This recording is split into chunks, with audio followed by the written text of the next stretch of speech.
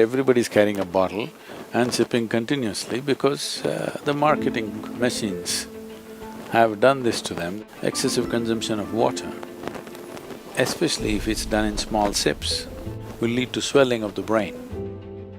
At the same time, when you need water, if you don't drink, it'll cause damage to the system. It is not just about drinking liquid water, you must eat high water content foods.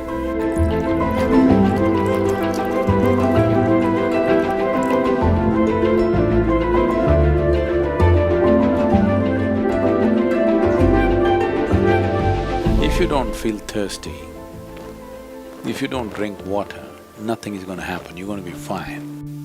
It's only in America, in cold climate, everybody's carrying a bottle and sipping continuously because the marketing machines have done this to them that they must drink lots of water. Excessive consumption of water, especially if it's done in small sips.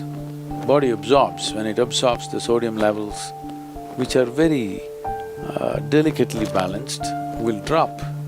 The rest of the body also is affected but may not be so noticeable, but in the brain, sodium levels dropping will lead to swelling of the brain. This does not mean your brain is growing. It means… swelling means it's a kind of sickness, okay? Not expansion of the brain, it's swelling up because of lack of sodium content. So because there's not enough sodium, more water goes into the brain, trying to supply the required sodium to keep the balance. So more water in your brain means you will slosh.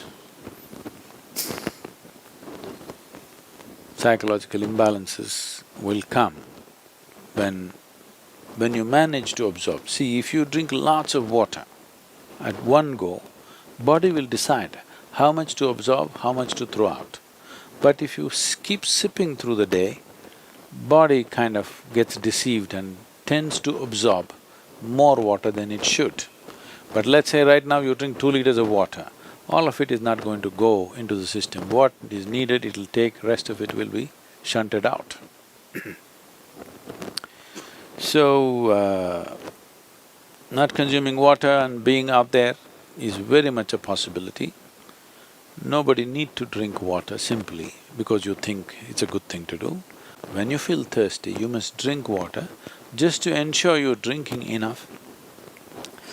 Drink 10% more than what you actually need, a couple of cups more, just to ensure that you don't drink less.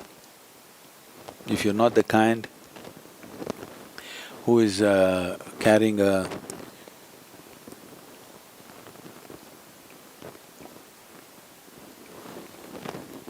water bottle with you every minute of the day, then it's good to drink little extra water so that when the need comes, you have a certain amount of time before you can drink, that it's not an emergency. At the same time, when you need water, when you're thirsty, if you don't drink, it'll cause damage to the system. I would say, this may be very controversial, the medical fraternity will for sure protest on this, but they will come to it after maybe 20 years or 30 years. I would say if everybody consumes good water in sufficient quantity, 50% of the heart attacks in the world would come down. The damage to the heart is immense when the water that is needed is not there in the system. But when I say water, it is not just about drinking liquid water, you must eat high water content foods. If you eat a fruit, it's nearly 90% water. Vegetables and other things are over 70% water. Minimum 70% water content must be there in the food that you eat. So, very low water content food you eat and it goes and gets stuck in your… like concrete, it sits in your stomach. Now you drink water, that's not going to help. You must eat high water content foods. When you consume food, at least it must be level with the percentage of water content in your own body. So any food that you eat should be at least 70% water content. So this is why vegetables, fruits must be part of your diet so that it is there.